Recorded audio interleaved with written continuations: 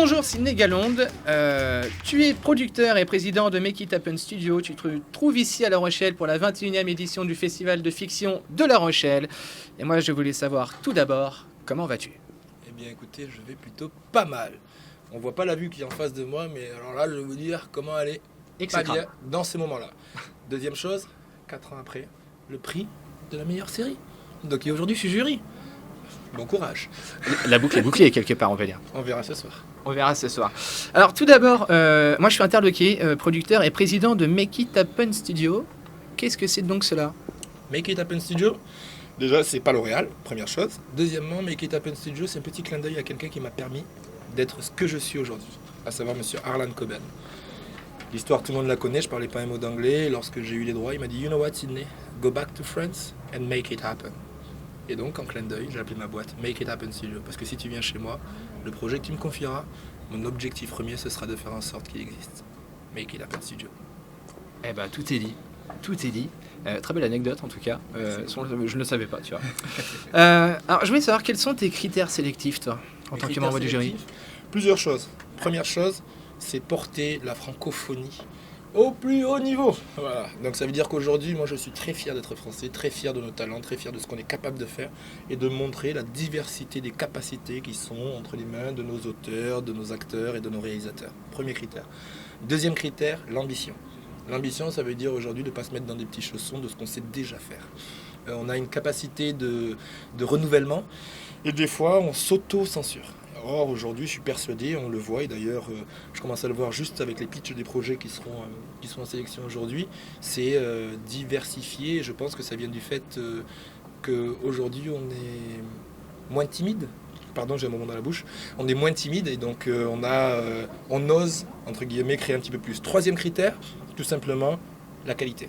La qualité, c'est... on dit souvent qu'il y a une attractivité liée à la popularité. Mais la popularité, ça fait juste que tu allumes ta télé. Ça ne fait pas que tu y restes. Donc la qualité fait que tu y restes. Donc la qualité, ça va être un des critères supplémentaires. Voilà. Effectivement. Cette année, le festival se veut éco-responsable. Est-ce que toi-même, tu es éco-responsable ? Je suis plus qu'éco-responsable, sachant que j'avais mon jet privé, j'ai décidé de venir en train. Donc non, je plaisante. non, je fais justement une production et j'essaye de faire en sorte que cette production elle soit éco-responsable et je pense que c'est une très bonne chose. Sauf que je pense que le festival aurait pu tous nous faire télécharger une petite application d'empreinte carbone. Juste pour prendre conscience, est-ce que venir faire ce festival aujourd'hui dans les conditions dans lesquelles vous êtes venus fait de vous un citoyen éco-responsable. Et je pense que beaucoup de personnes auraient été surpris. Et je pense qu'il faut trouver des façons un petit peu de nous sensibiliser. Parce que ça peut paraître loin de nous, alors qu'en réalité, des petits gestes sont faisables. Et je pense que là, je vais en découvrir pas mal grâce au festival aujourd'hui. Eh ben, le message est lancé. Stéphane Strano, si tu nous écoutes, tu sais ce qu'il te reste à faire l'année prochaine. Je connais des programmateurs et tout ça. Si tu veux des applis, ça y est. Voilà, on s'occupera de tout ça. Qu'est-ce que t'aimes, toi, dans ce festival ? Les huîtres. Non. Ouais, forcément, bah oui. Non, ce que j'aime dans ce festival, il y a deux choses. C'est que j'adore rencontrer le public, parce qu'il y a une sorte de fidélité du public. Moi, ça fait un bout de temps que je viens ici et j'avoue, je reconnais pas mal de personnes. La deuxième chose, c'est que pendant 4 jours, c'est un petit peu une petite bulle qui nous sort de Paris, où tout d'un coup, on a cette possibilité finalement de s'asseoir avec nos compatriotes, avec nos pairs, avec nos collègues. Or, en général, à Paris, on est plutôt en compétition. Mais moi, je pense que cette compétition, elle est saine aujourd'hui. Et donc, finalement, c'est plus une compétition. Pendant 4 jours, c'est une association. Et ça, c'est une bonne chose. En dehors de du la punchline, hein, tu sais. Oui, non, mais... on pourra couper aussi.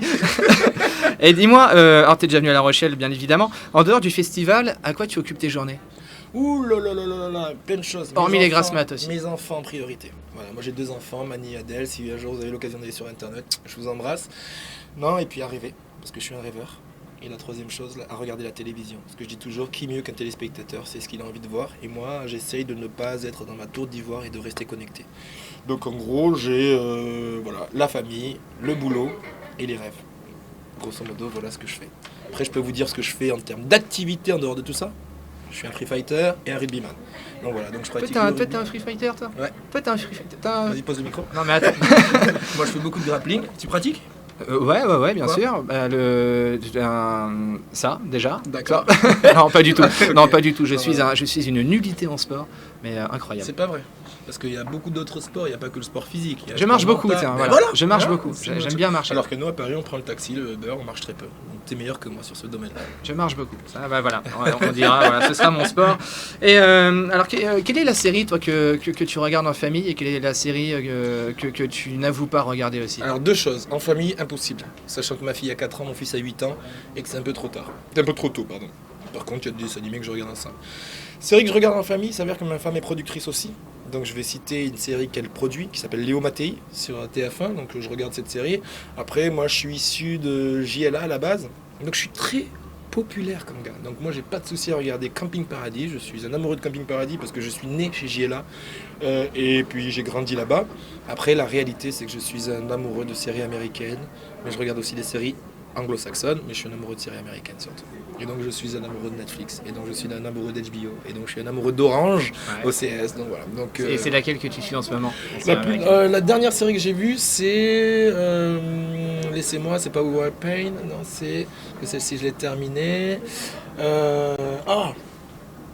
The Loudest Voice. Loudest Voice. Voilà, ça c'est une nouvelle série qui est arrivée sur HBO. Je suis assez fan de cette série, mais je suis qu'au début. Voilà.